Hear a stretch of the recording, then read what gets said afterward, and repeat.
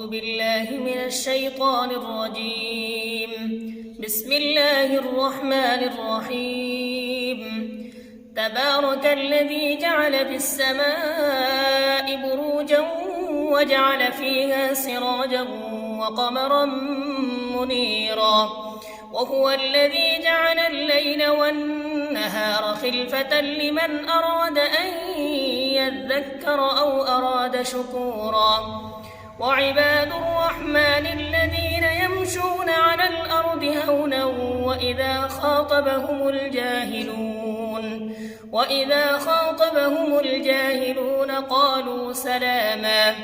والذين يبيتون لربهم سجدا وقياما، والذين يقولون ربنا اصرف عنا عذاب جهنم إن عذابها كان غراما إنها ساءت مستقرا ومقاما.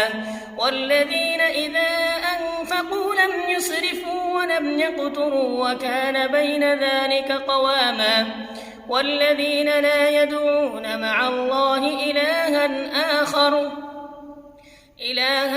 آخر ولا يقتلون النفس التي حرم الله إلا بالحق ولا يزنون، ومن يفعل ذلك يلقى أثاما يضاعف له العذاب يوم القيامة ويخلد فيه مهانا، إلا من تاب وآمن وعمل عملا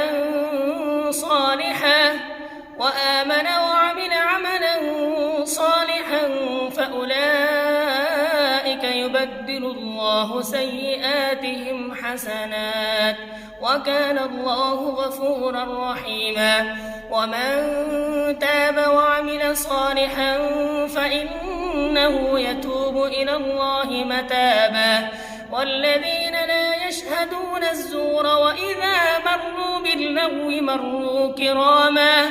والذين إذا ذكروا بآيات ربهم لم يخروا عليها صما وعميانا. والذين يقولون ربنا هب لنا من أزواجنا وذرياتنا قرة أعين وجعلنا للمتقين إماما. أولئك يجزون الغرفة بما صبروا ويلقون فيها تحية وسلاما خالدين فيها حسنت مستقرا ومقاما. قل ما يعبأ بكم ربي لولا دعاؤكم فقد كذبتم فسوف يكون لزاما. صدق الله العظيم.